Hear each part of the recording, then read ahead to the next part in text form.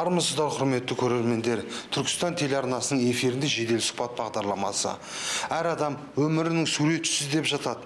Алайда кейбіреулер тағдырдың тәлкегіне ұшырап, өмірі күрт өзгеріп жатады. Бүгінгі азаматымыз Сайрам ауданы Сихым ауылының тұрғыны Аслан Қаратаев.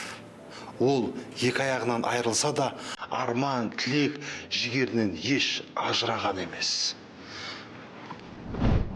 Майлағын өзін тасып беріп отырамын. Жаңа техниканың нелерін, жанар жағар майын бәрін әкелесіз қой? Осымен әкелем. Мұнда өзін жөндейтін шығарсыз? Бәрін өзім жөндеймін, мотор, коробка, бүкіл бәрін жөндеймін. Мыналарды кім істеп берді осы? Бұны өзім істеймін. Интернеттерден көріп, өзім қолдан жасап шықтым. Енді бір сыртынан қаттау алған. Жақсы, жұмыс жасап тұр. Жұмыс жасап тұр. Осымен уже қанша? 4 жылдан асып болды, осылай жүргенме. Асланның арбаға таңылғаны 17 жыл болыпты. Сол бір күн қорқынышты түсті. Маңдайға жазылған осы, бұрындары темірде теуіп үзген азамат тағдыры күрт өзгереді деп еш ойламаған. Алматыдағы бүркіт жасағының әскери қызметкерінің өмірі әп сәтте өзгерген.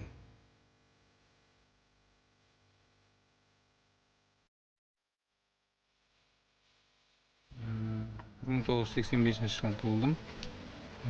Осы Сихым ауылынан, Сайрам ауданы, Жібек жолы округі Сихым ауылынан тұрғынымын. Осы жерде туып өстім. Осы тағдырдың осындай несі бойынша, жазу бойынша, сондай апатқа түсіп, коляскаға отырып қалған жайым бар. 2007 жылдары болған еді. Оған дейін армияда болдым, служба болды, оқыдым, высшее образованияда 2 университет оқыдым. Сол осындай охранада істедім, президентский охранада жұмыс жасадым. Беркутте служба жасадым. Службамды Алматыдағы бірінші гарнизонда Беркут подразделение бар ғой, спец. Суда службамды бітірдім сол жерде. Сөйтіп жүріп, жұмыс жасап жүріп, осы апатқа түсіп қалдым деймін. Авария апатына түсіп, машина апатына. Содан осыдан краскаға отырып қалдым.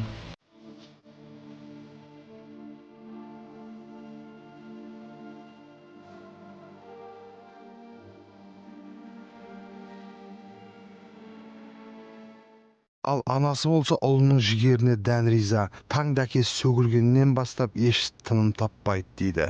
Техниканың тілін толық меңгерген дейді. Тіпті өзінің арасында көмектесетінін де айтты. Еңбектен ешқандай қашпайды. Ол ауқат ішпесе де соны істеген тірлігін бітіріп өнекен келіп тамағын ішеді. Мынаны адам айдағаны менен жатқыны. Тек барып айдайды, жөндеген бәрін өзі жөндеп береді. Сәл әркісінде өзі әкеледі, майынды өзі құяды, жөндейтін жерінде өзі жөндейді. Шығамай жатқан жеріне өзім көмектесемін. Мама кел мына мама мынаны көтеріп жібер. Сөйтіп осы техниканы жүргізіп жатыр енді әйтеуір. Неғса енді ойлаған нәрсесін жүргізсе, кішкене сол бір бизнесмен болып, өзімен өзі болса деген ниеттемін. Еңбегі осы мынау техникасын күні түні жүргізеді, соны жатқысын жүргізіп жатыр. Одан пресі бар еді, оны енді айдайтын адам болмаған екен, сатып жіберді. Енді қазір мынандай бағыншақ көрген шығарсыңдар, сондайды істесем деген ойында бар. Әйтеуір осы өкімет өзі қолдаса, неғса, баламның еңбекқорлығы жақсы. Енді мынау жаңағы ақша жөнінен біраз жағдай болмай тұр да, енді ананы мынаны алуға. Сол жағынан өкімет қарасса дейміз енді біраз. Соны менен өзі біраз көтеріліп кететін шығар деп ойлап отырмын енді. Аслан 2014 жылы Сихым ауылына келді. Келе сала үлкен шаңырақ көтеруге білек сыбана кірісті. Қазіргі сәтте зәулім үйдің иесіне айналған. 14-те полный осы жақта көшіп келіп, үйлендім, содан кейін осы жақта келіп, үй соғып, осыны 15-те бастадым соғып бітіруді. Сонымен 16-да уже кірдім полностью. Содан бері осы жақта ауыл шаруашылығымен айналысам сол. Жұмыстар қалай тура келеді соған. Мысалы, мынау сарайда асырадық, бұқалар болды, бір 5-6 бұқа көп емес енді. Өзімізге шамамызға сәйкес. Жылқылар асырадық, бұқа бірен-саран аз маз койларыбыз бар. Сол бала кезден әкеміз сол техникаға жақын болды, ағамыз да содан үйрендік. Одан мен военный специалистім, механик-водитель, бронетранспортер, танкі, анау БТР, БМП соларды арнайы сода 8 ай военныйде оқыдық, Қаракемер деген жерге, Алматыда. Сол жерде әрі командирский, әрі сол специалистпен оқып бітірдім ол жерде. Сол жақта үйренгенбіз біраз. Техникалар жөнінде. Иә. Сол өзімізді қолдан келетін болса, оның үстінен кәсіпке керек болған екен үйрену керек болады. Адам әр кезде ізденісте болу керек қой. Дұрыс айтасыз. Жылына қанша примерно пресс не қыласыз оруға жаңағыдай, жалпы осы техниканы? Мен қазір прессімді, тракторымды саттым, орны басқасын жаңалау керек болып тұр. Мынау енді жатқы, бұл шөп орады тек. Гектарына алынады. Примерно бір 300, 400, 500-ге дейін барады гектарына орамыз жылына. Түсінгенімше 2014-тен бастап осы ауылдасыз ғой, 2014-тен бастап осы ауылда, 14-те келдік. Көбінше мен Астанада нелерде емде жүрдім да, сояқтарда. Қандай? Основной сол осы шөп не жағымен, оруы, престеу жағымен солмен айналысып жүрдім. Одан бөлек жеке өзімізде қора жайда аз-маз мал болды, солмен қарап. Бір қыз, бір ұл. Бір қыз болды. Иә. Ата-анаңыз да осы жерде тұрады? Иә, ата-анам, ағам осы 3-4 үй арада тұрады, сол екеуінің ортасында жүреді. Көбінше анам өзімен бірге қазір. Министерство қарайтын охраналар болады ғой. Иә. Сондай, мен ол жерде бірақ көп жұмыс жасамадым. Өз кіргеніме көп болмады да ол кезде. 2006 жылдың аяғында, декабрь айларында кірдім. Январь айларына дейін алмай кейін апатқа түсіп қалдым мен.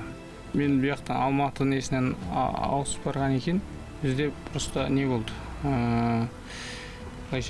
Бұлай тікелей ол неге шығады, өйткені олда басқа группалар болды да, біз резервный группада болдық. Қосымша группа. Іріктеуден өттіңіз, иә? Іріктеуден өттік, ол жерде іріктеу болды, как положено. Сол жерден аттестация болады, солардан өттік. Ол қалай бүркіт жасағы ма? Иә, бүркіт жасағы. Кәдімгі жасақ қой арнайы? Иә, арнайы. Собор сияқты, Собор болғанда, ол былайша айтқанда, собор ол отдельный не ғой, енді ұлттық ұлан нелерге қарайды, мысалы. Бізде мына бүркіт, ол былайша военный спецподразделение болып есептеледі. Әскери. Аналар енді ППСниктерге қарайды, мысалы, ішкі нені, тәртіпті, қалалық тәртіпті. Бұларда военный неде қорғаныс несіне қарайды. Әскери қорғаныс, президенттің әскери қорғанысында. Бұлар жеке не болады ғой, былайша айтқанда, жоспар жеке алады өздері нелері. Сондай неде болдық. Служба сода болдым мен, сол жерде өттім. Оға дер бірінші кәдімгі войскаға түстім, Уральскийге. Қаракемерге, әрі командирский, әрі неге оқиды, специалист. Маман. Соған 8 ай оқыдық сол жерде.